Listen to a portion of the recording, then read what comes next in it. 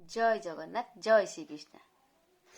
श्रीमद भगवद गीता एपटे कौन आहरी सुंदर कथा एपटे देख कौन ना क्लेशोधि कतरस्तेषा मव्यक्ता शक्त चेतसाम अव्यक्ता ही गति दुखम देह भद्भिर बाप्यते जे तु सर्वाणि कर्माणि मयि सन्न्यस्य मत्पराः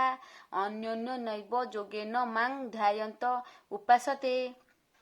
देख कौन ना जो माने अव्यक्त ब्रह्म भजंती से माने बहुत क्लेश पाती कारण निष्ठा बा निर्गुण भाव दुख लभे जे एकांत भावे सब मते समर्पी देई मोर भजन ध्यान करे मु ताकु भवबंधन उद्धार करे। भगवान कहले कौन ना जो माने अव्यक्त ब्रह्म अव्यक्त माने आज ए ठाकुर काली से ठाकुर अव्यक्त माने बहुत भक्त माने जो भक्त अव्यक्त ब्रह्म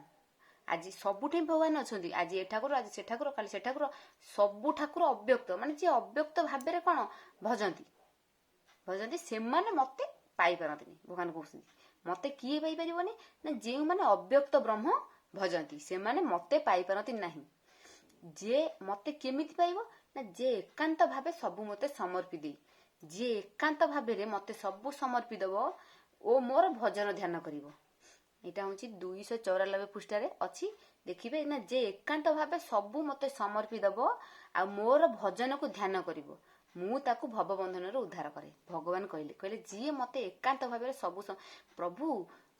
नारायण हंतु कि जगन्नाथ हंतु से गोटे ठाकुर आज शिव ठाकुर काली नारायण ठाकुर काली से ठाकुर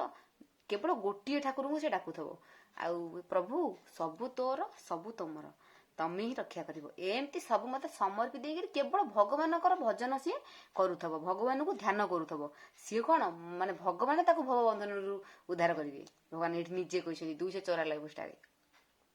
अव्यक्त ब्रह्म जे भजंती बहुत क्लेश से लभंती जेणु से सबु देह धारी हेबनी मित अधिकारी निष्ठावान निर्गुण भावे एणु करी से दुख लभे एकांत भावरे आसक्त होइण भक्ति जे करे त समस्त कर्म मान सेही मुठारे प्रदान करई सर्वदा मो भजने ध्यान तारे मु एभव बंधन। देख समस्त कर्म मान से कौन मो ठारे प्रदान करदेव मते सी तार सबु कर्म को